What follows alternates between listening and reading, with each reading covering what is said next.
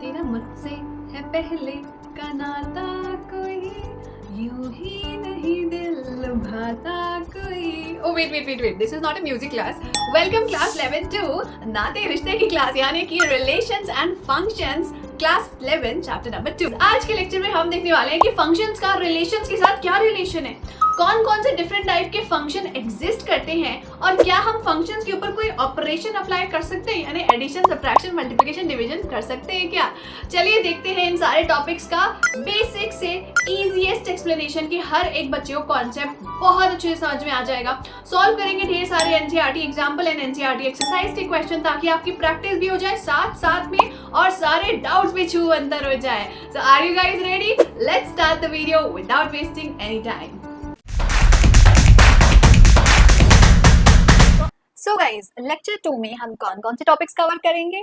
जैसा कि आप जानते हैं, आपके सिलेबस में जो टॉपिक्स इंक्लूड किए हैं सीबीएसई ने, वो हैं ordered pair, Cartesian product, relations and their representation in pictorial form as well as set builder and roster form, then functions, type of functions, their pictorial representation, उनका domain, codomain and range, some real valued function, some different types of function and some difference product and questions of function, right? So basically lecture number 1 में हमने cover कर लिया था introduction to relation, Cartesian product of sets and a little more about relations, their domain, functions and range, right? Now आज के lecture में हम देखने वाले हैं introduction to functions. First of all, how are functions defined, functions होते क्या है, उनका डोमेन, रेंज, कोडोमेन क्या होता है, then some different type of unique functions which are there and algebra of functions। और इसके साथ साथ सॉल्व करेंगे ढेर सारे NCERT example and NCERT exercise questions. तो इस वीडियो को पूरा एंड तक देख लिया तो आपको एक भी टॉपिक दोबारा पढ़ने की जरूरत नहीं पड़ेगी, राइट?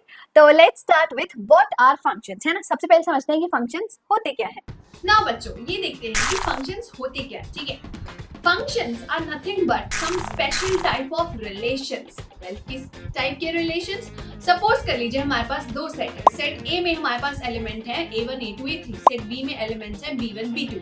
सो अगर मैं इसका कार्टेशियन प्रोडक्ट बनाऊं और एक रिलेशन डिफाइन करूं उसके under, so the relation can have elements like A1 B1, A1 B2, A2 B1, A2 B2, A3 B1, A3 B2, right? Now क्या मैं इस रिलेशन को फंक्शन बुला सकती हूँ? Well the answer is no. क्यों? क्योंकि फंक्शन सिर्फ उन्हीं रिलेशन को बोला जाता है where every element of set A, यानी डोमेन के हर एलिमेंट का सिर्फ और सिर्फ एक ही इमेज हो इन द कोडोमेन। यानी कि अगर मैं इसी रिलेशन का एक सबसेट बनाऊं, suppose now I am making a new relation R2 where I have elements A1 B1, A2 B2, A3 B2, ठीक है। Now here A1 का सिर्फ एक इमेज है B1, A1 का कोई और इमेज नहीं है B2, there is no A1 B2 element in this ordered pair set। So ऐसे सेट को, ऐसे बेसिकली रिलेशन को हम बोल सकते हैं फंक्शन, ठीक है। एक और रियल लाइफ सिंपल से एग्जांपल से समझते हैं। मान लीजिए मेरे पास सेट ए में है 2023 में परचेज की गई सारी कार्स एंड सेट बी में I have number plates. Okay, now you tell me, क्या किसी भी कार के एक से ज्यादा नंबर प्लेट हो सकते हैं? नहीं, every car can have only one number plate. One car can not have two number plates, right? So one to many relation define नहीं हो सकता है इस पर्टिकुलर रिलेशन में, और ऐसे ही रिलेशंस को हम बोलते हैं फंक्शंस, जहां every element of the domain has only one image in the codomain। Is it clear to all of you? Now let's see more about functions in detail। All right, तो functions क्या होते हैं और किसी भी relation को हम function कब बोल सकते हैं, ये तो हमने समझ लिया। चलिए अब हम ऑर्डर्ड पेयर के फॉर्म में समझते हैं कि फंक्शंस को कैसे डिफाइन किया जाता है। तो सपोज आपके पास दो सेट है, set A and set B, right?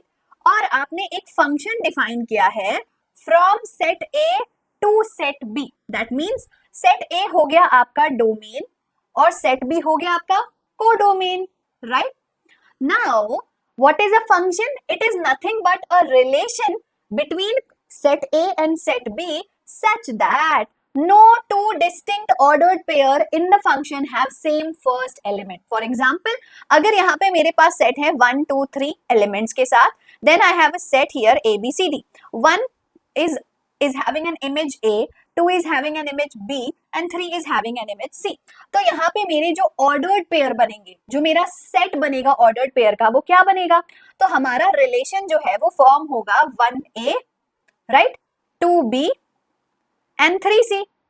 अब इस सेट को अगर आप ऑब्जर्व करें तो जितने भी ऑर्डर्ड पेयर हैं, इसमें से किसी भी ऑर्डर्ड पेयर का फर्स्ट एलिमेंट सेम है क्या? 1 2 3, किसी का भी फर्स्ट एलिमेंट सेम नहीं है, तो इस रिलेशन को हम फंक्शन बोल सकते हैं. ठीक है, तो this same relation can be called as a function 1A 2B 3C, है ना. तो function is nothing but a relation. पर कैसा रिलेशन? जिसमें सारे ऑर्डर्ड पेयर में से कोई भी ऑर्डर्ड पेयर ऐसा नहीं होगा जिसका फर्स्ट एलिमेंट सेम हो. क्लियर है सबको? नाउ फॉर एग्जांपल, अगर मैं एक रिलेशन R2 डिफाइन करूं such that my ordered pair is 1A 2B then 2C and 3C. अब इस सिचुएशन में क्या होता? This is not a function. Why is this relation not a function? क्योंकि 1 2 2 3, so these two ordered pair have same first element. ये दोनों ही ordered pair का जो पहला एलिमेंट है वो सेम है, और ऐसा कभी भी नहीं हो सकता है. ठीक है, सेम ordered pair के दो, सॉरी, सेम प्री इमेज के दो इमेज नहीं हो सकते हैं. मतलब अब ये इमेज क्या बोल दिया मैम ने. चलो, तो ये भी बताती हूँ कि जब भी हम फंक्शंस की बात करते हैं तो हम प्री इमेज और इमेज किसको बोलते हैं. उससे पहले is it clear to all of you कि अगर सबका फर्स्ट एलिमेंट यूनिक है तो फंक्शन है. अगर कोई भी फर्स्ट एलिमेंट डुप्लीकेट है, 2 2 दो बार आ रहा है, तो वो रिलेशन फंक्शन नहीं कहलाएगा. सिंपल है. चलो, अब इसके कुछ टर्मिनोलॉजी समझते हैं. सो जैसा कि अभी हमने देखा कि किसी भी फंक्शन को अगर हम डोमेन A और कोडोमेन B पे डिफाइन कर रहे हैं तो उसको लिखने का तरीका होता है F:(A to B. इसको हम कैसे रीड करते हैं? F function from A to B, मतलब डोमेन होगा A, कोडोमेन होगा B. ठीक है, now the function from A to B contains what? क्या कंटेन करेगा वो? Ordered pair A, B such that F of A is equal to B. और यहाँ पे B को बोला जाता है इमेज और A को बोला जाता है प्री इमेज. कुछ समझ नहीं आया? देखो, सिंपल एग्जांपल से समझाती हूँ मैं आपको. ठीक है, आपका फंक्शन है 2 टाइम्स ऑफ x प्लस 1, है ना. तो आप कौन कौन से ऑर्डर्ड पेयर इस फंक्शन को बिलोंग करेंगे? Let's check. F of 1, यानी जब x की जगह पे 1 पुट करते हैं तो क्या आ जाएगा? 2 1 2 प्लस 1 3. F of 2 क्या आएगा? 2 2 4 प्लस 1 5. यानी ऐसे ही आपका जो फंक्शन बनेगा उसमें ऑर्डर्ड पेयर होंगे 1, 3. यानी जब 1 पुट किया तो 3 आउटपुट आया, जब 2 इनपुट था तो 5 आउटपुट था, है ना. यानी कि ये है आपके x की वैल्यू और ये है आपके f ऑफ x की वैल्यू. अगेन ये है आपका x, ये है आपका f ऑफ x, राइट. सो आपने फंक्शन डिफाइन किया 2x प्लस 1. उसके अंडर जो ऑर्डर्ड पेयर आएंगे वो कौन से होंगे कि जब भी मैं फंक्शन में A पुट करूं तो मुझे B आउटपुट मिलेगा. A क्या है? डोमेन को बिलोंग करेगा, और B कौन है? रेंज को बिलोंग करेगा. रेंज याद है, हमने लेक्चर नंबर 1 में पढ़ा था. वो क्या होता है? रेंज होता है सबसेट ऑफ कोडोमेन. सबसेट यानी कि बेसिकली कोडोमेन का ही एक पार्ट होता है, बट रेंज में सिर्फ वही एलिमेंट्स आते हैं जो इस फंक्शन के आउटपुट हो सकते हैं. अब मान लो इस फंक्शन का आउटपुट 1 नहीं हो सकता है तो वो रेंज में नहीं आएगा, वो कोडोमेन में आएगा. ठीक है, now it is clear to everybody. Now what we were basically trying to say here is कि जो आपका फर्स्ट एलिमेंट है, let me write it with another colour ताकि आपको ज्यादा अच्छे से समझ में आए. चलो ये कलर ले लेती हूँ. तो ये जो आपका फर्स्ट एलिमेंट है इसको हम बोलते हैं प्री इमेज, और जो सेकेंड एलिमेंट उसको है उसको हम बोलते हैं इमेज. कि फॉर एग्जाम्पल आपके 2 सेट्स हैं A एंड B. तो जब A में मैं 1 पुट करती हूँ तो आंसर आता है 3. जब A में मैं 2 पुट करती हूँ तो आंसर आता है 5. जब 3 पुट करूंगी तो आएगा 3 2 6 प्लस 1 7. तो ये सारे नंबर्स को हम क्या बोलते हैं? Pre image. और इन सारे नंबर्स को हम क्या बोलते हैं? इमेज. किसका इमेज? प्री इमेज का इमेज. ठीक है, तो basically function is defined from domain to codomain, और फंक्शन में जो आप इनपुट देते हो उसका जो आउटपुट आता है उसको हम रेंज बोलते हैं. ठीक है, जो इनपुट है उसको हम प्री इमेज बोलते हैं, जो आउटपुट है उसको हम इमेज बोलते हैं. अगेन डोमेन को हम क्या बोलते हैं? Pre image. रेंज को हम क्या बोलते हैं? इमेज. ठीक है, ये सबको क्लियर है? फंक्शन क्या होता है सबको क्लियर है? एक रिलेशन ही फंक्शन होता है, पर कौन सा रिलेशन? जिसमें कोई भी ऑर्डर्ड पेयर ऐसा ना हो जिसका फर्स्ट एलिमेंट सेम हो, यानी किसी भी एलिमेंट के एक से ज्यादा इमेज नहीं हो सकते हैं. One pre image can not have more than one image, then it is a function. Alright, चलो अब कुछ क्वेश्चंस करते हैं ताकि आपके कॉन्सेप्ट और एकदम क्रिस्टल क्लियर हो जाए. ठीक है, सबसे पहले तो let n be the set of natural numbers and r be the set, r be a relation defined on natural numbers such that r relation है, इस रिलेशन के अंदर ऑर्डर्ड पेयर है x, y. कैसे ऑर्डर्ड पेयर है ये? y is equal to 2x, यानी कि जब भी आप इनपुट देते हो x तो आउटपुट आता है डबल, 2x हो जाता है. ठीक है, तो ये हो गया इनपुट, ये हो गया आउटपुट. अब इनपुट और आउटपुट दोनों ही नेचुरल नंबर हो सकते हैं, नेचुरल नंबर के अलावा कुछ और नहीं हो सकता है. ये रिलेशन डिफाइन करने का तरीका है. अब आपसे पूछा गया है कि क्या ये रिलेशन को हम फंक्शन बोल सकते हैं और इसका डोमेन, कोडोमेन और रेंज क्या है? चलो देखते हैं. सबसे पहले तो डोमेन क्या होगा इस रिलेशन का? Domain is all natural numbers. क्यों? क्योंकि इनपुट तो हम कुछ भी दे सकते हैं ना. इनपुट तो उसने बोला कि हम रिलेशन को नेचुरल नंबर के ऊपर डिफाइन कर रहे हैं, तो कोई भी नेचुरल नंबर इनपुट डाल सकते हैं हम. तो all the natural numbers domain हो गया. अब इसका कोडोमेन क्या होगा? कोडोमेन इज वंस अगेन, अगर सेट ए नेचुरल नंबर्स था तो सेट बी क्या है, मतलब आउटपुट क्या हो सकता है? तो क्वेश्चन में ही बोल दिया कि आउटपुट जो है वो नेचुरल नंबर ही हो सकता है, रियल नहीं हो सकता, इंटीजर नहीं हो सकता, होल नंबर नहीं हो सकता. So again all natural numbers इनके डोमेन में आएंगे. अब आती है सोचने वाली बात कि रेंज क्या होगा. रेंज यानी, रेंज बोले तो आउटपुट, इमेज. आपका आउटपुट क्या हो सकता है? सोचो सोचो जल्दी सोचो. आपका फंक्शन है f of x is basically y is equal to 2x, यानी जो भी इनपुट है उसका डबल. इनपुट क्या है? Natural number. तो आउटपुट क्या आएगा? नेचुरल नंबर का 2 टाइम्स, और वो क्या होता है? सारे all even natural numbers, all the even natural numbers. कैसे इवन नेचुरल नंबर है? क्यों? खुद सोचो ना. अगर आपका रिलेशन है x, y such that y is equal to 2x और x और y नेचुरल नंबर को बिलोंग करते हैं, तो रिलेशन में क्या क्या ऑर्डर्ड पेयर बनेगी?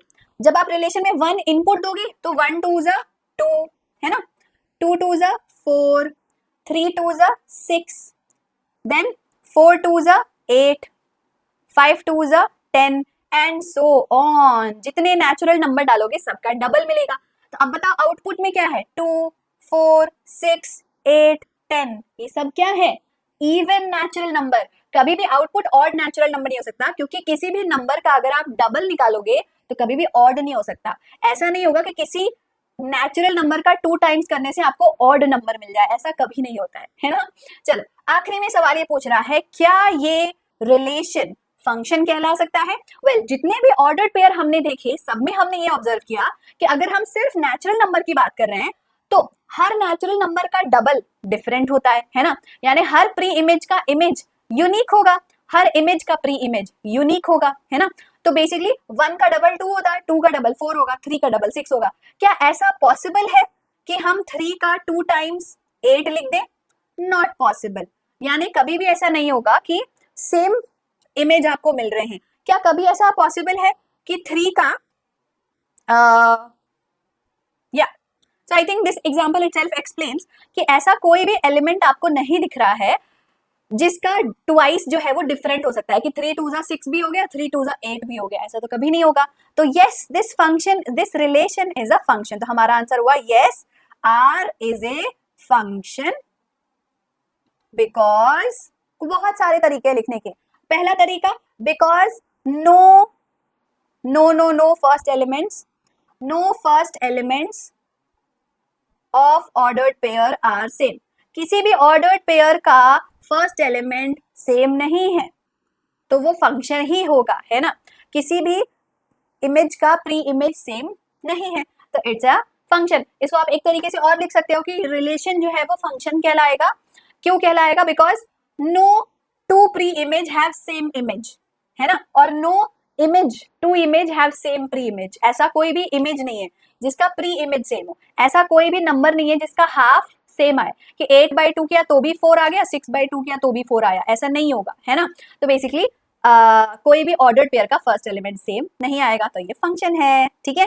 चलो एक और सिंपल सा एग्जांपल करते हैं, एनसीईआरटी का है, और ज्यादा क्लैरिटी मिल जाएगी कि हम किसी भी रिलेशन को फंक्शन कब बोलते हैं। So examine each of the following relation, state in each case whether it is a function और नॉट। सो सबसे पहले एग्जांपल देखते हैं हम, रिलेशन आर है जिसमें ऑर्डर्ड पेयर है 2 1 3 1 4 2।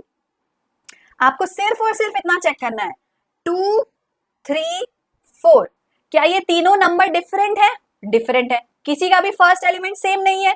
नहीं है। तो yes, R is a function. और इसका रीजन क्या लिखोगे? वही रीजन फिर से लिख दो, no two ordered pair have same first elements, ठीक है। अगला सवाल, second question, R is defined 2, 2, 2, 4, 3, 3, 4, 4। क्या ये फंक्शन होगा? जल्दी बताओ कमेंट करके, क्या ये फंक्शन होगा? It is not a function, this is not a function. Why it is not a function? Because 2, 2, 2, 4 दोनों का फर्स्ट एलिमेंट जो है वो सेम है। सो यहाँ पे आप लिख भी सकते हो 2, 2 and 2, 4 have same first element, तो ये फंक्शन नहीं है। लास्टली 1, 2, 2, 3, 3, 4, 4, 5, 5, 6, 6, 7, किसी का भी फर्स्ट एलिमेंट सेम नहीं। देखो 1 2 3 4 5 6, तो क्या ये फंक्शन है? थर्ड वन का आंसर है yes, R is a function. यहाँ पे मैं आपको रीजन लिख के ही बता सकती हूँ, नो टू ऑर्डर्ड पेयर्स, किसी भी दो ऑर्डर्ड पेयर का, no two ordered pair have same first element, किसी भी दो ऑर्डर्ड पेयर का फर्स्ट एलिमेंट सेम नहीं है, राइट। ऑलराइट, चलो अब आगे बढ़ने से पहले एक इंपॉर्टेंट टर्मिनोलॉजी में आपको समझाती हूँ जिसको हम बोलते हैं real valued function and real function. अब रियल वैल्यूड फंक्शन क्या होते हैं? ऐसे फंक्शंस बेसिकली जिनकी वैल्यू रियल नंबर्स होती है, वैल्यू यानी जिसका आउटपुट रियल नंबर होता है, यानी कि जिसका रेंज सिर्फ रियल नंबर या फिर रियल नंबर का सबसेट होता है। अब रियल नंबर के सबसेट कौन होते हैं? Natural number, integer, rational number, irrational number, they are all subset of real numbers। तो अगर आपका रेंज, अगर आपका आउटपुट रियल नंबर है या फिर रियल नंबर का सबसेट है, तो ऐसे फंक्शन को हम रियल वैल्यूड फंक्शन बोलते हैं, ठीक है। सिमिलरली अगर आपका डोमेन एंड आपका रेंज दोनों ही रियल नंबर है या फिर सबसेट ऑफ रियल नंबर है, तो उसको हम रियल फंक्शन बोलते हैं। यानी कि अगर मैंने एक फंक्शन डिफाइन कर दिया f from natural number two natural number, तो ये रियल फंक्शन हुआ। क्यों? क्योंकि नेचुरल नंबर रियल नंबर का सबसेट है, तो इसका डोमेन भी रियल नंबर का सबसेट है और रेंज भी रियल नंबर का सबसेट है, तो ये रियल फंक्शन हुआ, ठीक है। वैसे अगर मैं एक फंक्शन डिफाइन कर दूं f real to real numbers, then also it is a real function. Understood everyone what is real valued function? यहाँ पे हम सिर्फ रेंज की बात कर रहे हैं और यहाँ पे हम डोमेन एंड रेंज दोनों की बात कर रहे हैं, ठीक है। अब ये हमने क्यों पढ़ा? क्योंकि आगे हम कुछ स्पेशल रियल फंक्शंस के बारे में पढ़ेंगे, है ना। कुछ ऐसे रियल फंक्शन जो बहुत फेमस है उनके बारे में पढ़ेंगे, बट इससे पहले क्वेश्चन सॉल्व करते हैं।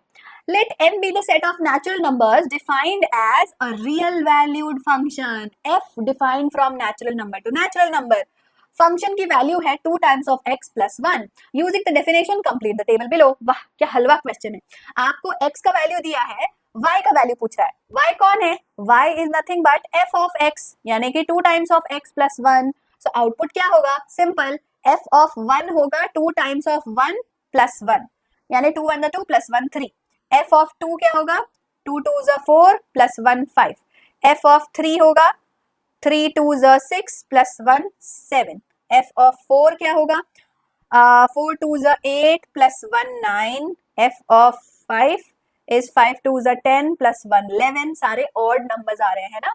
f of 6 6 2 12 plus 1 13। Same and so on, आप फिल करते जाओ। तो f of 1 हो गया 3 5 7 9, 11, 13 एंड ये 15 आएगा। 7 2 जा 14, 14 प्लस 1 15। तो ये हो गया आपका आंसर। सिंपल। आपने क्या किया, x का वैल्यू डाला, किस में डाला, फंक्शन में डाला x का वैल्यू, आउटपुट मिल गया। वही आउटपुट क्वेश्चन में पूछा गया था। सिंपल है ना। चलो, ये आपको बेसिकली मैं फंक्शन में वैल्यू कैसे डालते हैं, आउटपुट कैसे निकालते हैं वो सिखा रही हूँ। आई नो बहुत आसान है, एकदम हलवा क्वेश्चन दिया था मैंने, बट बेसिक्स एकदम क्लियर होना चाहिए, तभी आप एडवांस टॉपिक पढ़ पाओगे, है ना। और जिसको जिसको प्रीवियस क्वेश्चन इजी लग रहा था उसके लिए ये रहा एकदम प्यारा सा टफ वाला क्वेश्चन, ठीक है। अब इसको ध्यान से देखो। आपको बताना है domain and range of a real function f defined as root over x minus 1।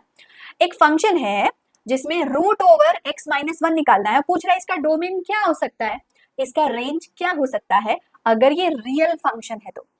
अब देखो, ये रियल फंक्शन है तो इसका डोमेन और रेंज क्या हो सकता है, या तो रियल नंबर होगा या तो रियल नंबर का सबसेट होगा, या तो रियल नंबर होगा या तो रियल नंबर का सबसेट होगा, है ना। तो पता लगाते हैं कि क्या हो सकता है। अब क्या आप ये बात जानते हैं कि जब भी आप किसी भी नंबर का स्क्वायर रूट निकाल रहे हैं तो वो नंबर जो है वो पॉजिटिव नंबर होना चाहिए, तभी उसका स्क्वायर रूट निकाल सकते हो। रियल होने के लिए ऑफ कोर्स नेगेटिव नंबर का भी स्क्वायर रूट निकलता है, पर वो कॉम्प्लेक्स नंबर होता है, रियल नंबर नहीं होता है ना। तो अगर मुझे square root of x minus 1 निकालना है तो बेसिकली मैं इंग्लिश में कैसे लिखूंगी इसी चीज को, if square root of x minus 1 exist, अगर root over x minus 1 exist करता है, एग्जिस्ट इन रियल नंबर्स, मतलब अगर रियलिटी में एग्जिस्ट करता है, वर्चुअल नंबर नहीं है, कॉम्प्लेक्स नंबर नहीं है, in real number, then x minus 1 must be positive, उसको पॉजिटिव होना पड़ेगा तभी वो एग्जिस्ट कर सकता है। पॉजिटिव होने की कंडीशन क्या होती है, this implies that x minus 1 should be greater than 0, है ना। जब भी x माइनस 1 ग्रेटर देन 0 होगा तभी तो वो पॉजिटिव होगा तभी तो उसका रूट निकाल सकते हैं हम। तो अगर x माइनस 1 ग्रेटर देन 0 है, this implies that x is greater then 1। ये माइनस 1 को मैं राइट हैंड साइड में ले आऊंगी तो प्लस 1 हो जाएगा। तो x की वैल्यू क्या आई, ग्रेटर देन 1। तो आपका डोमेन क्या हुआ, what should be your domain, your domain is basically 1 to infinity, 1 से लेकर इंफिनिटी तक सारे रियल नंबर्स, ठीक है, 1 टू इंफिनिटी। और ये हो गया आपका डोमेन। क्यों, क्योंकि x का वैल्यू 1 से बड़ा होगा तभी x माइनस 1 पॉजिटिव होगा, तभी आप उसका रूट निकाल सकते हो। ये बात तो सबको क्लियर है। अब ये बताओ इसका आउटपुट क्या होता है, किसी भी नंबर का अगर आप स्क्वायर रूट निकालते हो तो आउटपुट क्या होता है। तो आउटपुट जो है, अगर आपने 1 से बड़ा कोई भी नंबर डाला, मान लो आप डाल रहे हो 1, तो f ऑफ 1 क्या होगा, 0, क्योंकि 1 माइनस 1 0 हो गया। f ऑफ 2 क्या होगा, 2 पुट किया तो आ रहा है 1। f ऑफ 3 क्या होगा, 3 पुट किया तो आंसर आएगा 3 माइनस 1 रूट 2। यानी कि जो भी वैल्यू मैं पुट करके देख रही हूँ, आई एम सीइंग दैट 0 से बड़ी पॉजिटिव वैल्यूज मिल रही हैं, कभी भी मुझे नेगेटिव वैल्यू नहीं मिलेगा, है ना, क्योंकि 1 से बड़ा नंबर डालूंगी तो आंसर तो पॉजिटिव ही आएगा ना हमेशा। तो इसका मतलब रेंज क्या हुआ हमारा, रेंज हुआ हमारा 0 से लेकर इंफिनिटी, क्योंकि हमने देखा कि 0 भी आ रहा है, 1 भी आ रहा है, रूट 2 भी आ रहा है, रूट 3 आएगा, रूट 4 आएगा, कोई भी रियल नंबर्स आ सकता है। So domain is 1 to infinity all real numbers and range is 0 to infinity all real number, सारे रियल नंबर 1 से इंफिनिटी तक, 0 से इंफिनिटी तक। 1 से इंफिनिटी क्यों, क्योंकि 1 से बड़ा नंबर नहीं होगा तो x माइनस 1 पॉजिटिव नहीं होगा तो उसका रूट नहीं निकाल पाएंगे, है ना। और 0 से इंफिनिटी क्यों, क्योंकि f ऑफ 1 0 आता है, इसलिए हम 0 भी हमारा आउटपुट हो सकता है। लेकिन 0 से छोटा नंबर हो रहा है क्या, नहीं, 0 से छोटा नंबर हमें कभी नहीं मिलेगा। क्यों, क्योंकि 1 से बड़ा नंबर पुट करोगे तो उसका डिफरेंस छोटा, 0 से छोटा कैसे होगा, 1 से बड़ा ही होगा ना ऑब्वियसली। तो या तो 0 होगा या तो 0 से बड़ा होगा, तो 0 to infinity. Understood all of you, this is miscellaneous exercise का क्वेश्चन नंबर 4। और इस टाइप के क्वेश्चन आपके एग्जाम में भी आ सकते हैं कि आप सोचकर बताओ कि ये अगर रियल फंक्शन है तो इसका डोमेन और रेंज क्या होना चाहिए, क्या हो सकता है। तो आपको ये लॉजिकली सोचना पड़ेगा। अगर आप स्क्वायर रूट के बारे में जानते हैं तो तभी आप सॉल्व कर पाओगे, अगर आप स्क्वायर रूट के बारे में नहीं जानते हो तो क्वेश्चन ही नहीं बनेगा, है ना। तो बेसिक्स पता होना चाहिए। चलो भाई, तो इसी वजह से अब मैं आपको सिखाने वाली हूँ रियल फंक्शंस और उसके ग्राफ। जैसे कि स्क्वायर रूट तो हम बचपन से पढ़ते आ रहे हैं, क्लास 8 से हमने पढ़ा है स्क्वायर रूट, क्यूब रूट के बारे में। पर कुछ ऐसे फंक्शंस होते हैं जिसके बारे में पढ़ा तो है बट मे भी कुछ बच्चों ने मिस कर दिया होगा, तो उन फेमस फंक्शन के बारे में जानना जरूरी है जो बेसिकली आपके सिलेबस में है, पूछे जा सकते हैं, ठीक है। सबसे पहले आता है आइडेंटिटी फंक्शन। आइडेंटिटी क्या होती है? मेरी आइडेंटिटी है मेरा नाम, है ना, मैं खुद, मेरी शक्ल, मेरी पहचान, है ना, दैट इज माई आइडेंटिटी। तो वैसे ही एक्स की आइडेंटिटी क्या होगी? एक्स इटसेल्फ, है ना, एक्स की आइडेंटिटी क्या होगी? एक्स का नाम क्या है? एक्स है। तो ऐसे ही आप सोच लो, आइडेंटिटी फंक्शन क्या हुआ कि जब मैं एक्स इनपुट दे रही हूं तो एक्स ही आउटपुट आ रहा है, यानी कि जब मैं 1 इनपुट दूं तो 1 आ रहा है, जब मैं 2 इनपुट दूं तो 2 आ रहा है, 4 इनपुट दूं तो आंसर 4 आ रहा है, 6 इनपुट दूं तो आंसर भी 6 आ रहा है, 8 इनपुट होगा तो आंसर भी 8 आएगा। ऐसे फंक्शन को हम बोलते हैं आइडेंटिटी फंक्शन। तो आइडेंटिटी फंक्शन में डोमेन और रेंज क्या होगा? रियल नंबर, क्योंकि 1 पुट किया तो 1 आएगा, -1 पुट किया तो -1 आएगा, 0 पुट किया तो 0 आएगा, 100 पुट किया तो 100 आएगा। जो रियल नंबर पुट कर रहे हो वही रियल नंबर आउटपुट में आ रहा है। तो डोमेन भी सारे रियल नंबर हो सकते हैं, रेंज भी सारे रियल नंबर हो सकते हैं, क्योंकि ये रियल फंक्शन है। Understood everybody? आइडेंटिटी फंक्शन क्या होता है? fx is equal to x, यानी कि इनपुट भी x, आउटपुट भी x। और इसका ग्राफ कैसा होगा? एक स्ट्रेट लाइन बनेगी ओरिजिन से पास होती हुई। जब आप प्लॉट करोगे तो आपको स्ट्रेट लाइन ही मिलेगा, प्लॉट करके देखो। Next, constant function. Constant function होता है f of x is equal to c। अब c जो है वो कुछ भी हो सकता है, आपकी मर्जी है। फॉर एग्जाम्पल मैंने डिफाइन कर दिया f ऑफ x इज 3, ठीक है, यानी f ऑफ 1 भी 3 आएगा, f ऑफ 2 भी 3 आएगा, f ऑफ -1 भी 3 आएगा, f ऑफ -4 भी 3 आएगा। मतलब कुछ भी इनपुट दे दो आउटपुट 3 आना है। ऐसा इसका ग्राफ कैसा बनेगा? सिंपल, 3 के along y is equal to 3 वाली एक लाइन बनेगी। क्यों? क्योंकि जब मैं 2 इनपुट दे रही हूँ तब भी 3 आ रहा है, 4 इनपुट दे रही हूँ तब भी 3 आ रहा है, 6 इनपुट दे रही हूँ तब भी 3 आएगा, 8 पे भी, -4 पे भी, -6 पे भी, कोई भी रियल नंबर दे दो आंसर सेम आएगा। तो इसका डोमेन और रेंज क्या होगा?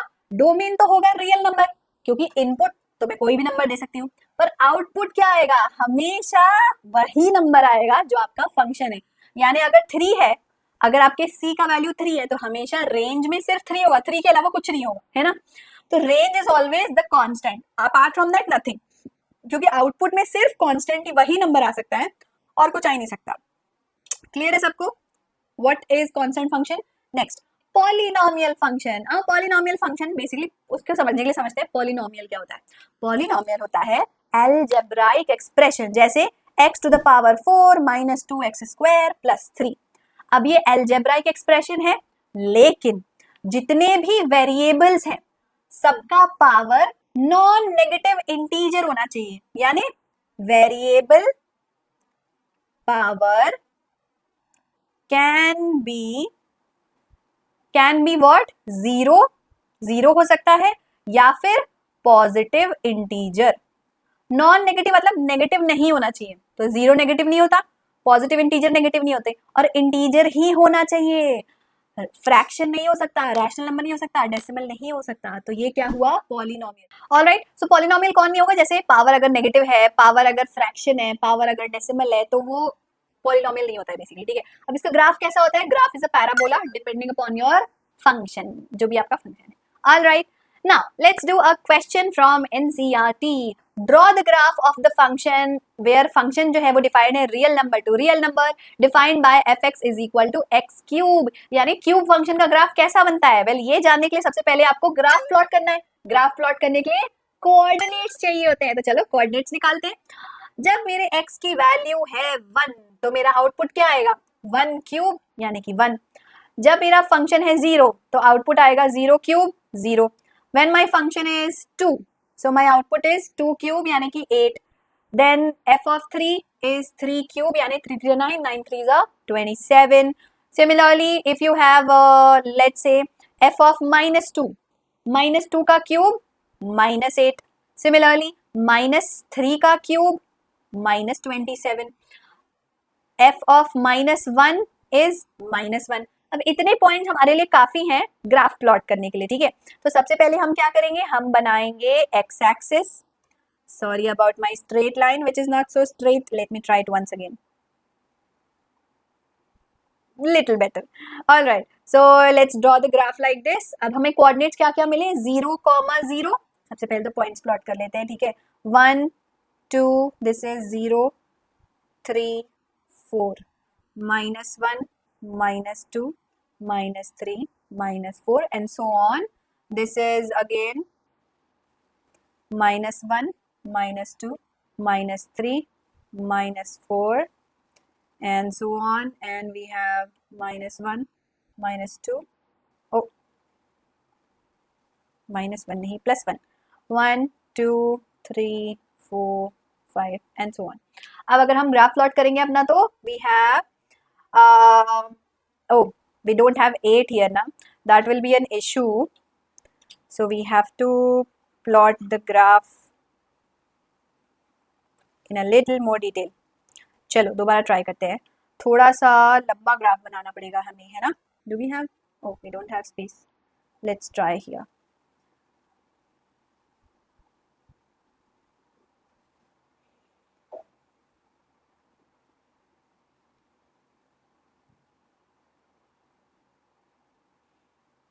One, 2, 3, 4, 5, 6, 7, 8. चलो better. 1, 2, 3, 4, 5. -1, -2, -3, -4, -5. Similarly, यहाँ -1, -2, -3, -4, -5, -6, -7, -8, -9, -10. ठीक है. अब let's plot. तो 0, 0 हमारा एक पॉइंट हो गया, है ना? Let's take a different color. ये हो गया 0, 0. Then we have 1, 1, 1, 1, -1, -1, -1, -1. Then 2 पे वैल्यू आ रहा है 8. So 2 पे we have 8. Then 3 पे we have 27. तो 3 के ऊपर जब आप जाओगे ना, 27 कुछ यहाँ पे आएगा, है ना? 2 पे we have 8. ओहो. Now, -2 पे again we have -8. So -1, -2, -3, -4, -5, -6, -7, -8. So somewhere here, है ना? -1 पे we had -1 and then it will go. तो आपका जो ग्राफ है वो बनेगा कुछ ऐसा. It will come down like this and then go down like this. ये हो गया आपका x³ का ग्राफ. ठीक है. तो सिंपली आपको क्या करना है, पॉइंट्स प्लॉट करने हैं ग्राफ पे, डॉट्स को कनेक्ट कर देना है. ऐसे प्लॉट करते हैं ग्राफ. ठीक है. ऑलराइट, चलिए कुछ और रियल फंक्शंस के बारे में जानते हैं और उनका ग्राफ देखते हैं फटाफट, और फिर उसके ऊपर क्वेश्चंस बनाएंगे. फर्स्ट, रैशनल फंक्शन क्या होता है? रैशनल फंक्शन, रैशनल नंबर क्या होता है जिसमें न्यूमरेटर होता है, डिनोमिनेटर होता है, वैसे रैशनल फंक्शन होते हैं. ऐसे फंक्शन जिसके न्यूमरेटर में एक फंक्शन है, डिनोमिनेटर में दूसरा फंक्शन है, ये हो गए हमारे रैशनल फंक्शंस. ठीक है. अब रैशनल फंक्शन डिफाइन करने के लिए ये जरूरी है कि जो हमारा डिनोमिनेटर में फंक्शन है उसकी कोई भी इनपुट वैल्यू ऐसी ना हो कि आउटपुट 0 हो जाए, क्योंकि आउटपुट अगर 0 होगा तो फिर अनडिफाइन हो जाएगा ना हमारा rational function. So gx should never be equal to 0. ठीक है. नाउ सो fx और gx का डोमेन क्या होगा? Domain can be real number, but any real number for which gx is not equal to 0, है ना? ऑल रियल नंबर, है ना? All real number, for all real number except x such that gx is equal to 0. ऐसा x नहीं लेना है जिसपे g of x 0 हो जाए. इसके अलावा जितने रियल नंबर है सब चलेंगे डोमेन में. Understand? Now let's take example of a polynomial function. हमारे पॉलिनोमियल फंक्शन में हमने एक फंक्शन बनाया f of x is equal to 1/x. क्या ये पॉलिनोमियल है? यस. क्यों? क्योंकि न्यूमरेटर भी पॉलिनोमियल है, डिनोमिनेटर भी पॉलिनोमियल है. अब इस पॉलिनोमियल का डोमेन क्या होगा? सारे रियल नंबर एक्सेप्ट 0, क्योंकि x अगर 0 हो गया तो ये नंबर अनडिफाइंड हो जाएगा, है ना? तो सारे रियल नंबर एक्सेप्ट 0 हो गए इसके domain. Now function is 1/x. Complete the table using the definition. Find out the domain and range of this function. So domain here they have written certain values. उन्होंने कुछ real numbers ले लिए, जैसे -2, -1.5, -1, ऐसी random example ले लिया. आपको output निकालना है. Output is simple. -2 का रेसिप्रोकल क्या होगा? -2 का रेसिप्रोकल -1/2. -1.5 का रेसिप्रोकल, अब देखो 1.5 क्या होता है? 1.5 होता है 15/10. 5 3 is 15, 5 2 is 10, यानी 3/2. तो इसका रेसिप्रोकल हो गया -2/3. -1 का उल्टा 1/x करेंगे तो -1 ही आएगा. 0.5 यानी 1/2 का रेसिप्रोकल -2 हो जाएगा. 0.25 यानी 1/4 का रेसिप्रोकल 4 हो जाएगा. 1 का रेसिप्रोकल 1 ही रहेगा, 3/2 का रेसिप्रोकल 2/3 हो जाएगा, एंड 2 का रेसिप्रोकल 1/2 हो गया। तो this is our basically output values. Now we have to define कि आपका डोमेन क्या होगा। सो सिंपल है बच्चों, डोमेन तो हमने पहले ही समझ लिया था ना कि डोमेन में सारे रियल नंबर हो सकते हैं एक्सेप्ट 0। इनपुट कुछ भी हो सकता है, बस 0 नहीं होना चाहिए, क्योंकि ये R टू R डिफाइंड है ना, real number to real number defined है हमारा फंक्शन। अब इसका रेंज कैसा दिखाई दे रहा है, any idea how does the range look like? Range में पॉजिटिव इंटीजर भी है, पॉजिटिव रैशनल नंबर भी है यानी फ्रैक्शंस भी है, नेगेटिव इंटीजर भी है और नेगेटिव रैशनल नंबर भी है। क्या आउटपुट में 0 हो सकता है? सोचो, क्या ऐसा कोई नंबर है जिसका 1/x करने से 0 आ जाए? सोचो सोचो, थोड़ा दिमाग लगाओ। ऐसा कोई रियल नंबर है? मैं आपको कह रही हूं कि मेरा फंक्शन है 1/x, ऐसा कोई x का वैल्यू है जिसे पुट करने से f of x 0 आ जाए? नो। तो रेंज क्या है? Again real number accept 0। सारे रियल नंबर मिलेंगे, बस 0 नहीं मिलेगा, फिर से है ना, 0 के अलावा बाकी सब मिल रहा है, positive integer, positive fraction, negative fraction, सब मिलेगा, डेसिमल नॉन डेसिमल सब मिल रहा है मुझे, बस 0 नहीं मिल रहा। तो डोमेन में भी 0 नहीं आ सकता और रेंज में भी 0 आएगा ही नहीं, पॉसिबल ही नहीं ऐसा कोई नंबर हो जाए जिसका रेसिप्रोकल 0 आ जाए। All right, understand. बट हाँ, अगर हम इंफिनिटी पुट करें then 1/infinity is 0, so only in that case we can say that all real numbers are in the range. Okay, moving on to the next function, next 3 more function। Modulus function क्या होता है? Modulus बहुत important है, NCERT exercise में भी काफी question ऐसे related. Mod function बोलता है किसी भी इनपुट का आउटपुट हमेशा पॉजिटिव ही आना चाहिए। फॉर एग्जाम्पल, एक्स का जो भी इनपुट होगा आउटपुट पॉजिटिव होगा, but f of x is defined as x for all x greater than equal to 0 and minus x for all x less than 0। यानी कि जो आपका मॉड्यूलस फंक्शन है वो ये बोलता है बेसिकली कि अगर आपके इनपुट की वैल्यू ग्रेटर देन 0 है, ठीक है, तो आउटपुट हमेशा पॉजिटिव नंबर आएगा। अगर इनपुट वैल्यू लेस देन 0 है तो आउटपुट हमेशा नेगेटिव नंबर आएगा, ठीक है। तो इसका ग्राफ भी कैसा बनेगा? सिंपल है, F of x is x यानी 2 पे 2, 4 पे 4, 6 पे 6, 8 पे 8, और F of minus x is minus x यानी -2, sorry, F of minus x is plus x. मतलब मॉड फंक्शन मैंने क्या बोला, एफ ऑफ 2 होगा, एफ ऑफ -2 भी 2 होगा। कैसे? क्योंकि मॉड वैल्यू बोलता है कि साइन को इग्नोर कर दो, आंसर हमेशा पॉजिटिव ही आना चाहिए, पॉजिटिव आंसर ओनली, है ना। तो जब मैं -2 पुट करूं तो भी 2 आ रहा है, -4 पुट करूं 4 आ रहा है, -6 पुट किया 6 आ रहा है, मेरा आंसर हमेशा पॉजिटिव ही आएगा। So this is how the graph is form for modulus function. तो मॉड्यूलस फंक्शन की पॉइंट आपको क्या याद रखनी है कि इसका जो डोमेन है वो आप रियल नंबर पुट कर रहे हो, लेकिन जो इसका रेंज है वो सिर्फ और सिर्फ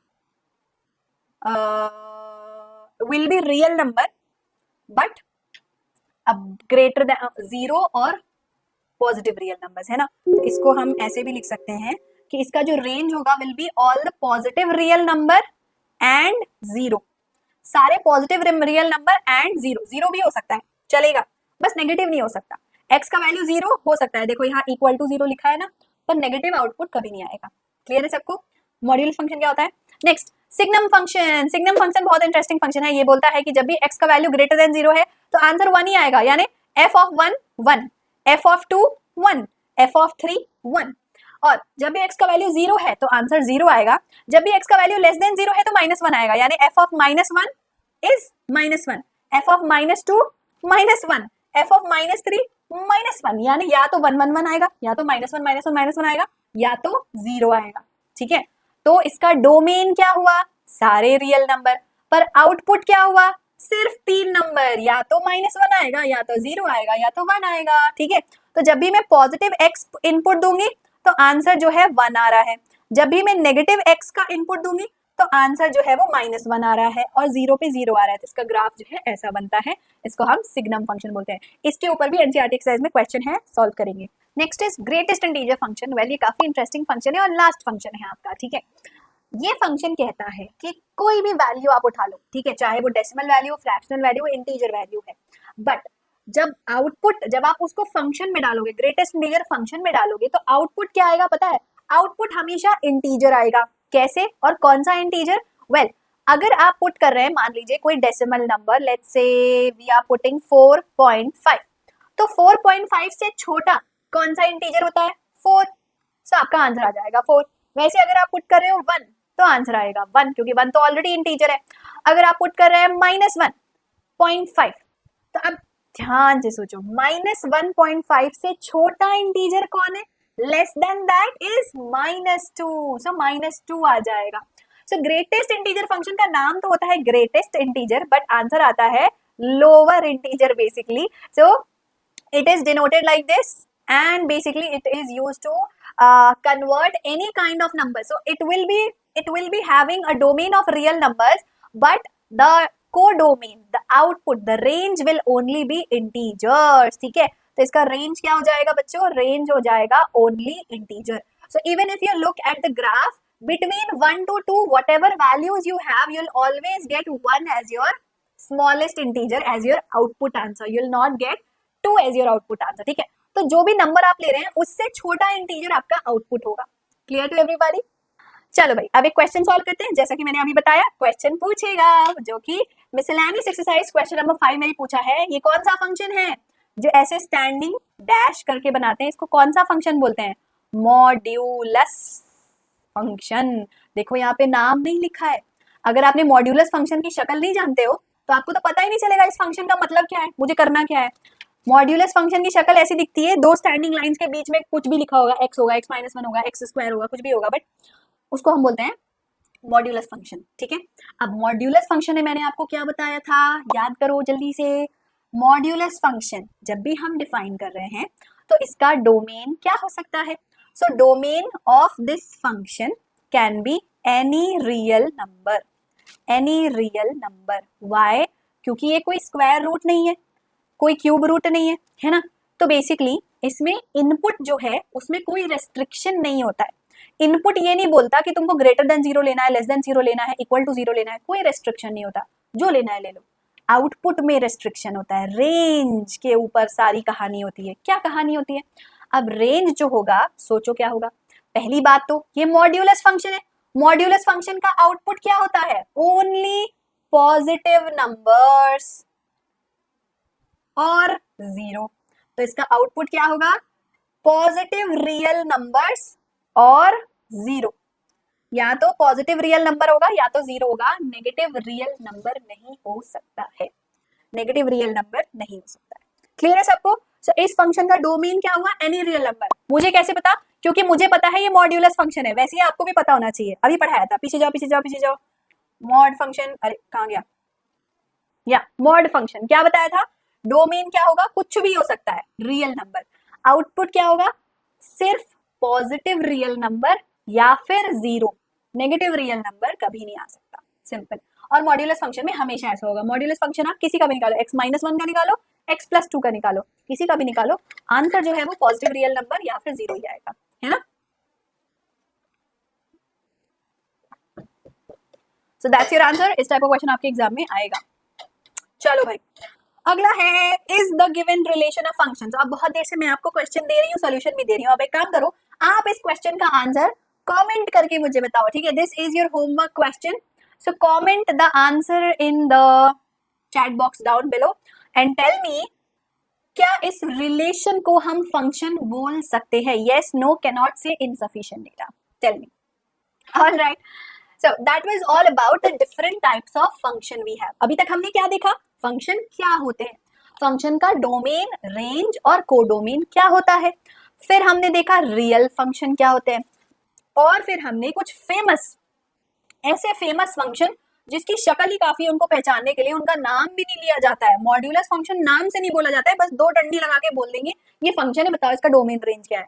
तो कुछ बहुत ही फेमस फंक्शन है, उन फेमस फंक्शन के बारे में हमें पता होना चाहिए कि उनका डोमेन क्या हो सकता है, उनका रेंज क्या हो सकता है, क्योंकि सीबीएसई पूछता है ये सवाल, ठीक है। तो हमें पता होना चाहिए कि क्या हो सकता है।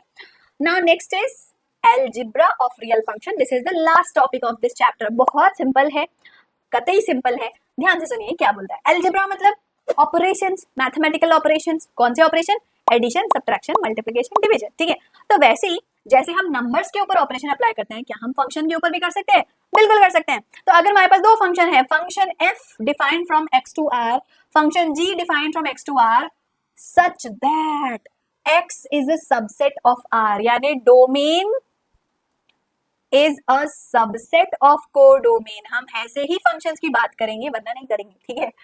Then we define f plus g of x to r by f of x plus g of x। मतलब अगर मैं बोलूं कि मेरे पास दो फंक्शन है, एक है fx फंक्शन, एक gx फंक्शन, लेकिन मुझे दोनों को कंबाइन करके एक सिंगल फंक्शन बनाना है। मतलब एक फंक्शन मैंने लिया fx, दूसरा फंक्शन मैंने लिया gx, दोनों को मैंने कंबाइन कर दिया और एक न्यू फंक्शन बना लिया f plus ji of x।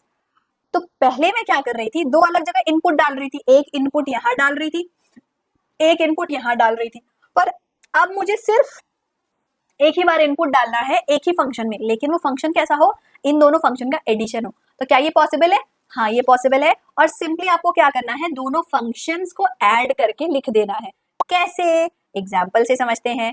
Example, so if f of x is x square, g of x is 3x minus 2, f plus g of x will be x square plus 3x minus 2। ये एक single function बन जाएगा जिसमें एक ही बार आपको input डालना है, एक ही बार आपको आउटपुट निकालना है, दो अलग अलग फंक्शन में इनपुट आउटपुट नहीं करना पड़ेगा।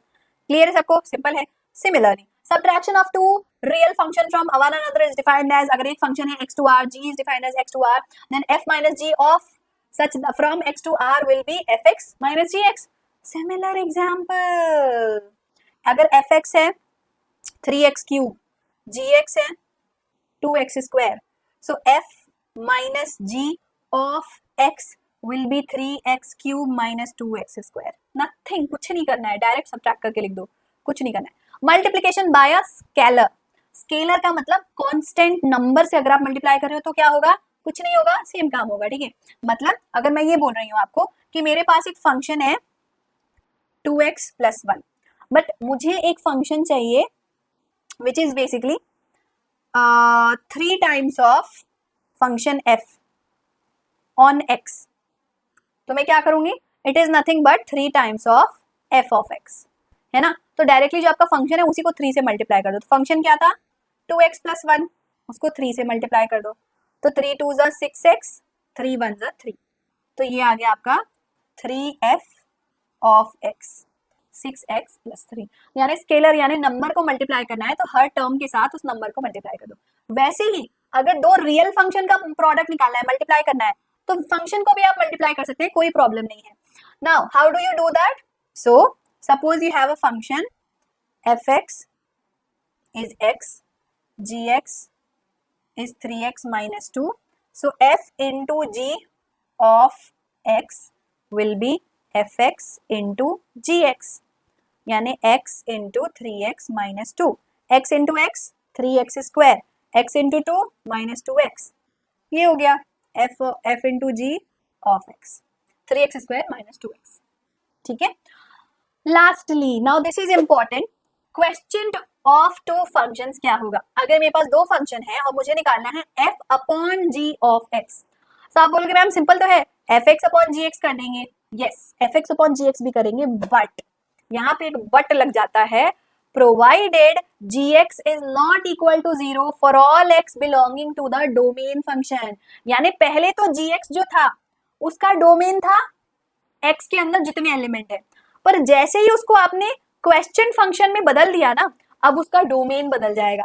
अब उसके डोमेन में ऐसा कोई x नहीं हो सकता है जिसपे g of x equal to 0 हो जाए। इससे पहले प्रोडक्ट में, सब्ट्रैक्शन में, एडिशन में डोमेन नहीं बदलता है, डोमेन सेम था, रेंज ऑफ कोर्स बदल जाएगा, आउटपुट जो है वो बदल जाएगा, बट यहाँ पे डोमेन बदल जाता है। डोमेन में ऐसा कोई भी x नहीं रख सकते हम जिसकी वजह से डिनोमिनेटर वाला फंक्शन 0 हो जाए, क्योंकि अनडिफाइन हो जाएगा ऑब्वियसली।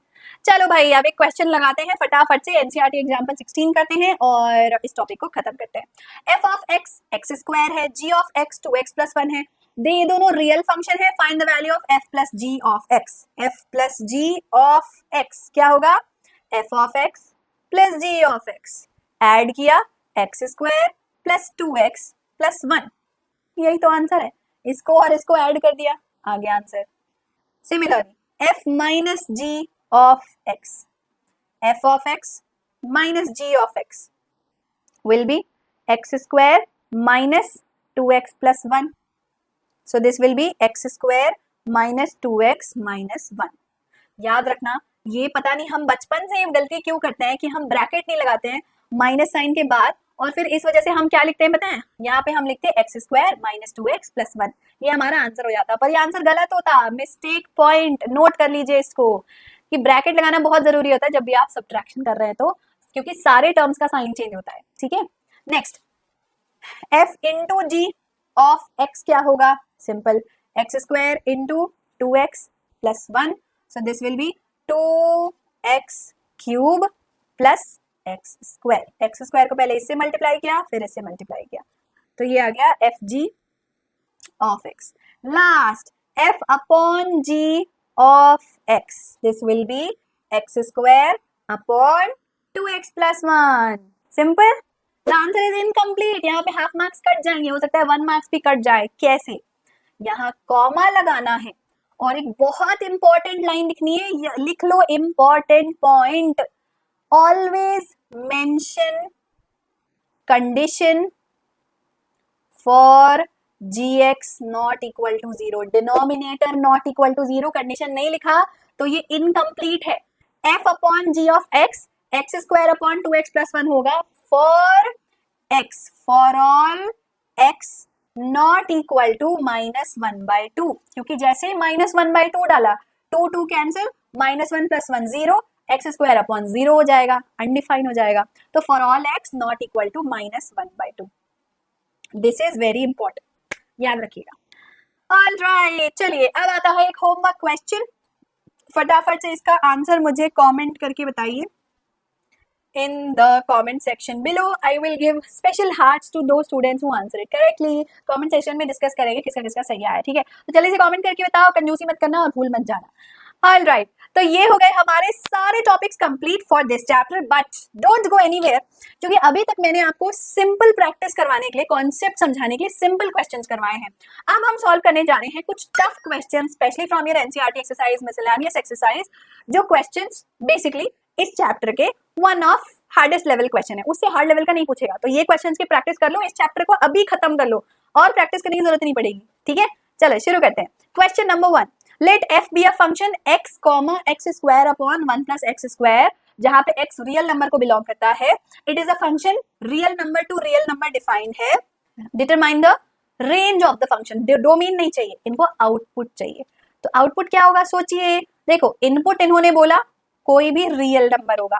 अब एक काम करते हैं, इनपुट रखते हैं और देखते हैं आउटपुट में क्या आ रहा है, ठीक है। तो सबसे पहले मैंने इनपुट रखा 0, तो आंसर आएगा 0 अपॉन 1 प्लस 0 यानी कि 0। फिर मैंने 1 रखा तो आंसर आएगा 1 अपॉन 1 प्लस 1 यानी कि 1/2, तो ये हो गया 0.5 बेसिकली। फिर मैंने 2 रखा, 2 रख के देखते हैं, तो ये आ रहा है 2 square,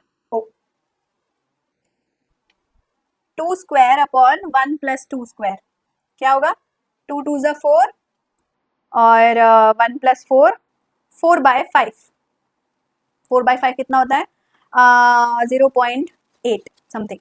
now let's take a negative number as well, let's see what can it be. f of -1 देखते हैं, सो -1 का स्क्वायर अपॉन 1 प्लस -1 का square, so this is again 1/2 यानी कि 0.5 आ रहा है, ठीक है भाई। Let's take another negative number, ढेर सारे एग्जांपल लेते हैं ताकि आपका कॉन्सेप्ट एकदम क्लियर हो। -2 ले लेते हैं, तो जैसे ही -2 इनपुट डाला तो आउटपुट क्या आएगा -2 का स्क्वायर अपॉन 1 प्लस -2 का स्क्वायर, तो -2 का स्क्वायर हो गया 4, 1 प्लस 4 अगेन 4/5, 0.8। अरे भाई, तो इसमें नोट करने वाली बात ये है बच्चों कि पॉजिटिव नंबर लो, नेगेटिव नंबर लो या फिर 0 लो, आउटपुट हमेशा क्या आ रहा है, या तो 0 आएगा या तो 0.5, 0.8, something, a number which is less than 1 and which is positive. ऐसा पॉसिबल ही नहीं कि आंसर नेगेटिव आएगा, है ना। तो इसमें point number 1, output is never negative, कभी नेगेटिव नहीं हो सकता। वैसे क्यों नहीं हो सकता है? Since x square can never be negative. Obviously किसी भी नंबर का अगर आप स्क्वायर निकालोगे तो वो हमेशा पॉजिटिव आएगा ना, स्क्वायर कभी भी नेगेटिव नहीं होता है, तो आउटपुट कभी भी नेगेटिव नहीं हो सकता। दूसरा observation, output is always less than 1, output हमेशा 1 से छोटा आ रहा है। आपने ऑब्जर्व किया ऐसा क्यों हो रहा है? Because if you observe here carefully, x square है ना, जो आपका न्यूमरेटर है, यहाँ पे अगर मैं बात करूं तो जो एक्स स्क्वायर है, ठीक है, एक्स स्क्वायर जो है it is a number which is greater than equal to 0, है ना। तो एक्स स्क्वायर में अगर मैं दोनों लेफ्ट हैंड साइड और राइट हैंड साइड में +1 कर दूं तो x square +1 is basically great, oh sorry, let me write it this way, let me explain it this way to you, ठीक है। तो बेसिकली आप जानते हो 1 जो है वो 0 से बड़ा होता है। अब लेफ्ट हैंड साइड और राइट हैंड साइड में अगर मैं एक्स स्क्वायर ऐड कर दूं, ठीक है, तो एक्स स्क्वायर +1 जो है वो एक्स स्क्वायर +0 से बड़ा होगा। अब एक्स स्क्वायर +0 तो एक्स स्क्वायर ही होता है, तो बोला जाए तो एक्स स्क्वायर +1 हमेशा एक्स स्क्वायर से बड़ा होगा, यानी denominator is always greater than numerator. Denominator आपका हमेशा न्यूमरेटर से बड़ा है, और ऐसे फंक्शन को हम क्या बोलते हैं? ऐसे फ्रैक्शन को हम क्या बोलते हैं? Improper fraction. इम्प्रॉपर फ्रैक्शन में क्या होता है? हमेशा 1 से छोटी वैल्यू आएगी ना, जब डिनोमिनेटर बड़ा है न्यूमरेटर से तो आंसर हमेशा 1 से छोटा होगा। नाउ देयरफॉर, अब देयरफॉर की जगह नहीं बची तो मैं एक काम करती हूँ, मैं यहाँ ऊपर लिख दे रही हूँ, ठीक है। Therefore range of the function is all the positive rational number between 0 to 1। अब यहां ब्रैकेट में ना बारीकी से नजर लगाइए, स्क्वायर ब्रैकेट का मतलब है 0 इंक्लूडेड, सिंपल ब्रैकेट का मतलब होता है 1 नॉट इंक्लूडेड। क्या आंसर कभी भी 1 आएगा? कभी 1 नहीं आएगा। x की ऐसी कोई भी वैल्यू नहीं है जो पुट करने पे आंसर 1 आ सके। अगर शक है तो निकाल के देख लो, ऐसी कोई वैल्यू है क्या जिसपे आंसर 1 आ सके? आएगा ही नहीं, 1 कभी नहीं आएगा। तो देयरफॉर हमारा जो आउटपुट है ना वो हमेशा डेसिमल में आएगा। कहां से कहां तक? 0, या तो 0 आएगा क्योंकि 0 पे 0 आ रहा है, या 0 से बड़ा 0.5, 0.8, 0.3, 0.4 कुछ भी आएगा, पर 1 से छोटा होगा, 1 कभी नहीं होगा, ठीक है। तो हमारा रेंज है 0 to 1। Clear to everybody? y square bracket, y simple bracket, it's a very important point, you should note it down. All right, चलो भाई, तो moving on to the next question, NCERT example है और exercise में भी है। Find the domain of this function, इस function का डोमेन बताओ। डोमेन क्या होता है कि इनपुट क्या हो सकता है, ये डिफाइन करने के लिए सबसे पहले तो मेरी नजर जा रही है ये कौन सा फंक्शन है। ये बेसिकली है हमारा rational function f of x upon g of x। तो रैशनल फंक्शन का डोमेन क्या होता है? सिखाया था ना मैंने, रैशनल फंक्शन बोला था, ध्यान से सुनो, क्वेश्चन आएंगे उसके ऊपर, है ना। तो रैशनल फंक्शन का डोमेन क्या होता है? उसका डोमेन होता है all x except gx equals to 0। ऐसा x नहीं ले सकते जिसमें डिनोमिनेटर 0 हो जाए। तो ये पता लगाओ कि डिनोमिनेटर 0 होता कब है। सिंपल है भाई, let's factorize it. Factorize x square minus 5x plus 4. Okay, so this can be written as minus 4x minus x plus 4. So this is x common, x minus 4 minus 1 common, x minus 4, x minus 1 into x minus 4. Now this जो हमारा denominator है it should not be equal to 0, है ना। This should not be equal to 0, this should not be equal to 0, this should not be equal to 0. This implies that x 1 नहीं हो सकता, x 4 नहीं हो सकता, है ना। जब राइट हैंड साइड भेजोगे तो 1 और 4 आएगा। So this is x not equal to 1, not equal to 4. Therefore, हाँ, therefore domain of f of x क्या होगा? All the real number except 1 and 4। कोई भी रियल नंबर डाल लो x की जगह पे, सिर्फ 1 और 4 मत डालना, क्योंकि 1 डालोगे तो डिनोमिनेटर 0 हो जाएगा, 4 डालोगे तो डिनोमिनेटर 0 हो जाएगा, और डिनोमिनेटर 0 नहीं हो सकता, ठीक है।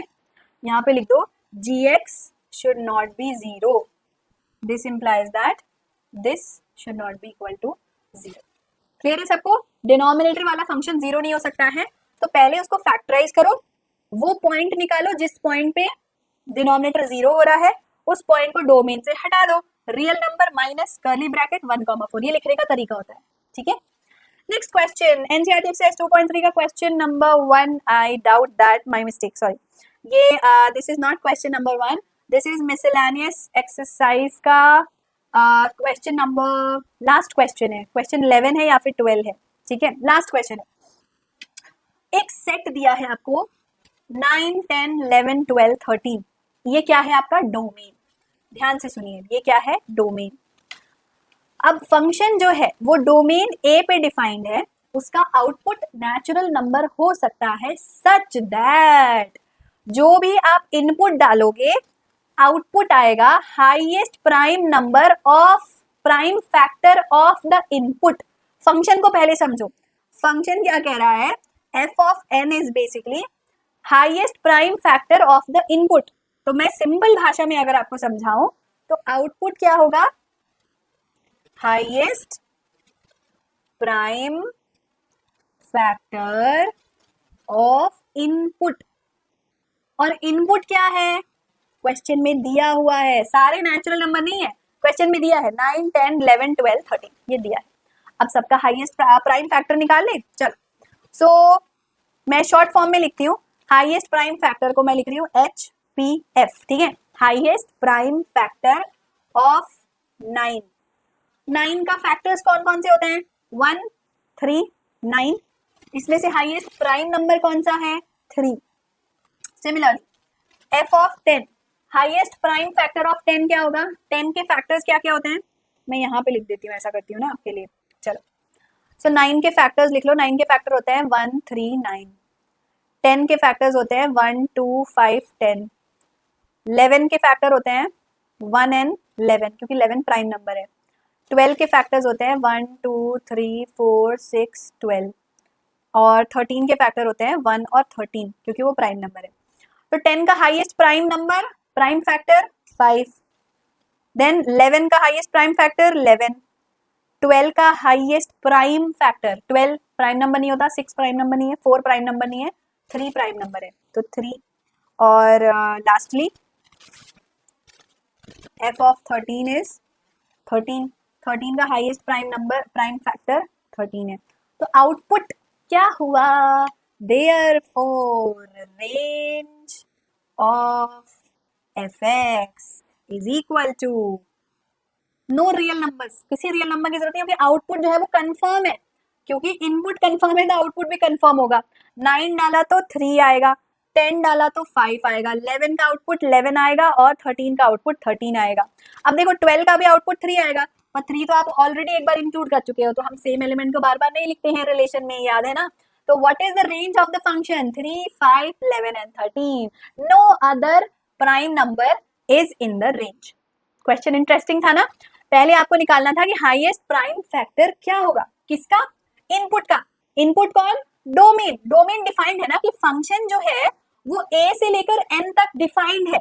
ए कौन है, आपका इनपुट, इनपुट क्या है आपका डोमेन, डोमेन क्या है 9, 10, 11, 12। देखो मैं बहुत बार बार एक ही चीज को बता रही हूँ कि आप, मतलब हो सकता है कुछ बच्चे बोल रहे होंगे कि मैम इतने बार क्यों समझा रही है कि इनपुट क्या है, डोमेन क्या है, क्योंकि आई एम टेलिंग यू बहुत से ऐसे बच्चे हैं जो ये ही नहीं समझते हैं कि डोमेन मैम किसको बोल रही है, इनपुट किसको बोल रही है, FA to N लिखने का मतलब क्या है, मैम को कैसे पता चला कि इनपुट 9, 10, 11, 12, 13 होगा, ये नहीं समझ पाते हैं। इसलिए मैं बार बार एकदम बेसिक से आपको पढ़ा रही हूँ कि किसी भी बच्चे का अगर मैथ्स का बेसिक स्ट्रॉन्ग नहीं है उसको भी हर चीज समझ में आ जाएगी।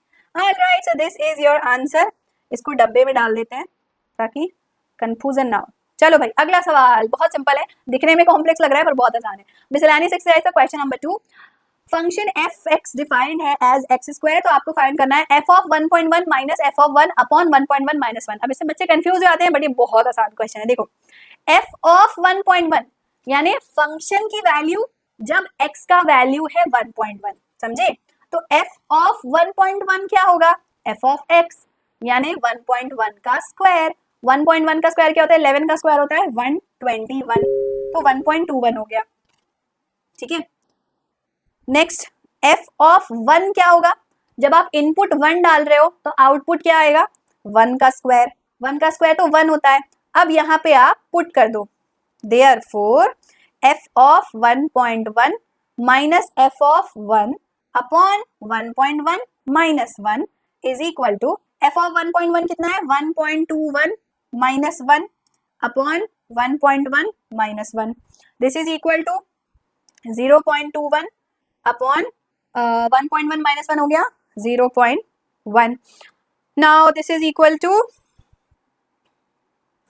so if you multiply it by 100 in the numerator and the denominator, you get 21 upon 10, which is 2.1 basically. So आपका आंसर आ गया 2.1. This is your answer. So ये आ गया आपका आंसर 2.1. क्लियर है सबको? चलो भाई, next question. Now this is a super easy question. A function is defined from set A to set B. Set A में है 1 2 3 4, set B में है 1 5 this. A function is defined 1 5 2 9 3 1 4 5 2 11. Is f a function from A to B? क्या हम f को function बोल सकते हैं? Let's check. So simple. 1 2 3 4 2, गड़बड़ मिल गई. f is not a function. f एक फंक्शन नहीं है. क्यों नहीं है? इसके ऑर्डर्ड पेयर के फर्स्ट एलिमेंट को देखो, जो स्टार्टिंग में हमने पढ़ा था 2,9 and 2,11 have same first elements. f is not a function because 2,9 and 2,11 have same first element. अगर दो ऑर्डर्ड पेयर का फर्स्ट एलिमेंट सेम हो जाए तो वो फंक्शन नहीं हो सकता. दो इमेज का सेम प्री इमेज नहीं हो सकता, तो ये फंक्शन नहीं है. खत्म.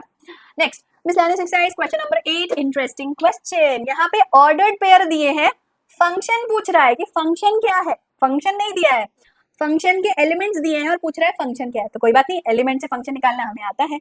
यहाँ पे क्वेश्चन ने बोला कि आपका जो फंक्शन है ना वो किस टाइप का है, वो बता देता हूँ. वो ax प्लस बी फॉर्म का है.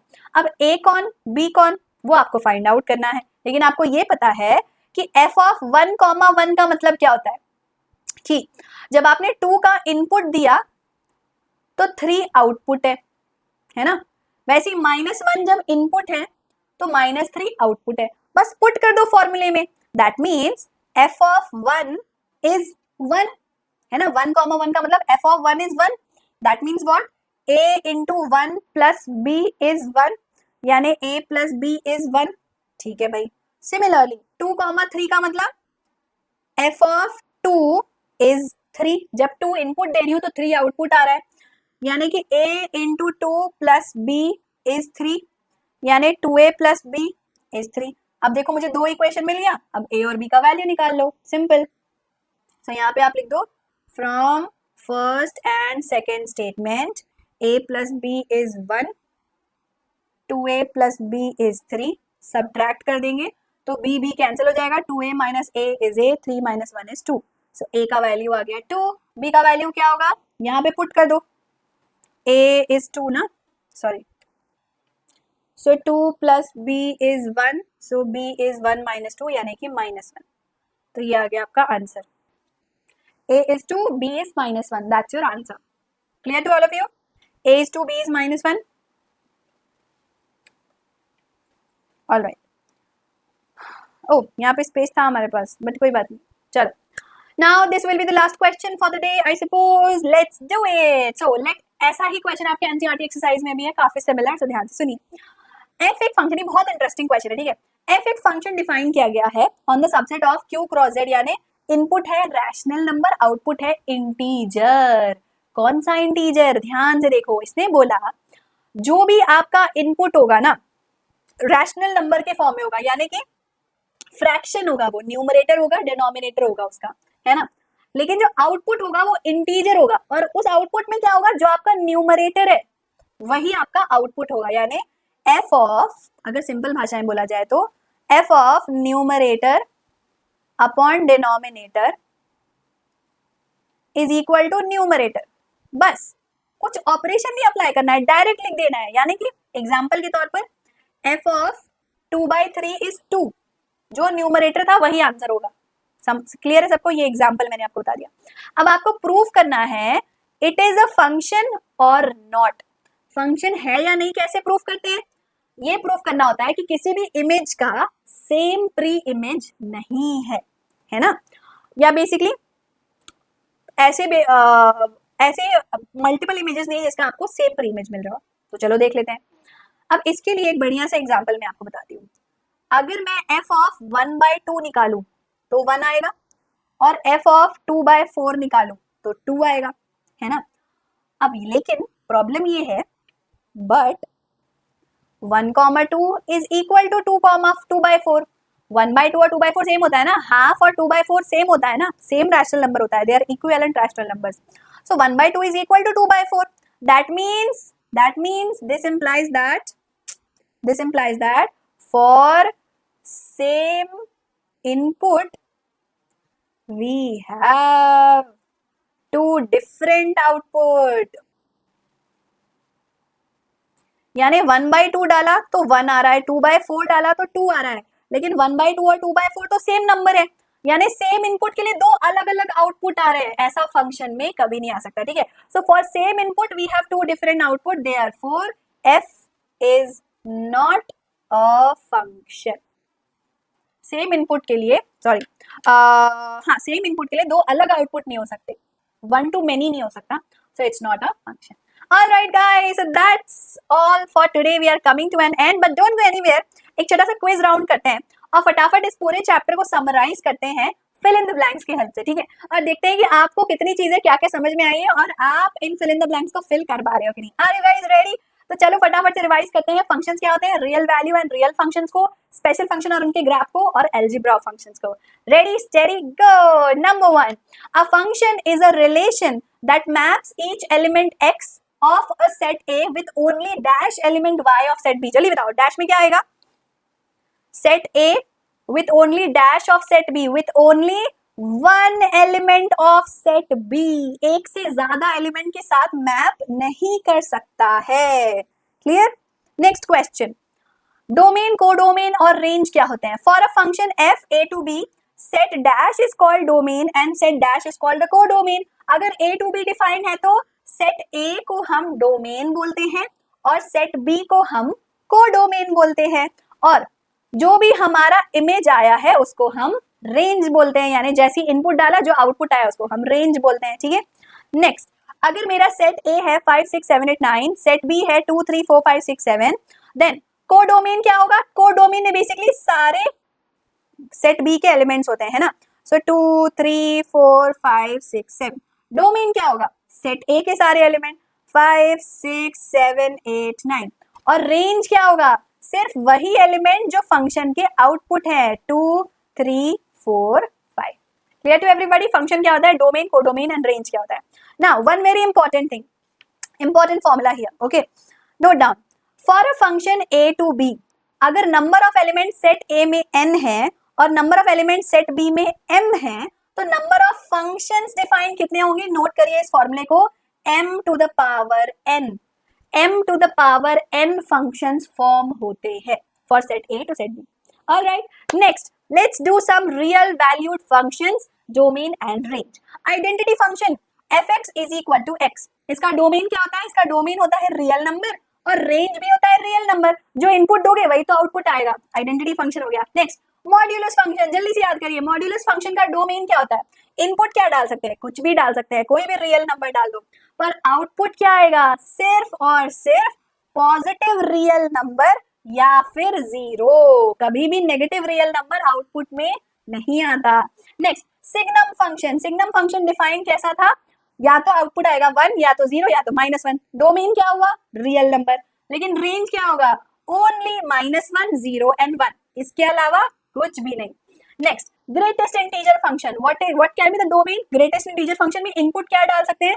कोई भी रियल नंबर डाल सकते हैं, पर आउटपुट क्या आएगा? सिर्फ और सिर्फ इंटीजर्स, सिर्फ इंटीजर आउटपुट आ सकता है। 1.5 है तो 2 बन जाएगा, 2.5 है तो 3 बन जाएगा, 3.6 है तो 4 बन जाएगा, उससे बड़ा इंटीजर ही आएगा, कभी डेसिमल में फ्रैक्शन में आंसर नहीं आएगा। तो ये हो गया output only integer.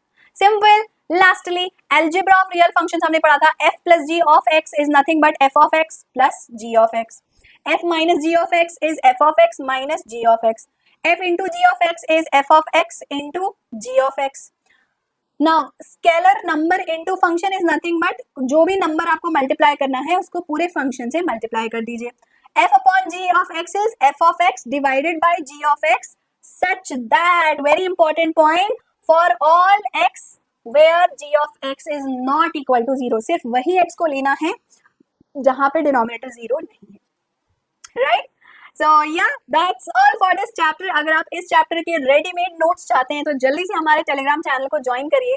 Vedanta class 11th and 12th का टेलीग्राम चैनल लाइव हो चुका है सारे अपडेट्स के साथ. So scan this code to join the Telegram group. Otherwise आप सिंपली टेलीग्राम पे सर्च कर सकते हो Vedantu class 11th and 12th. All the PDF notes, all the notification, assignment सब कुछ वहां अपलोड किए जाते हैं जस्ट फॉर यू.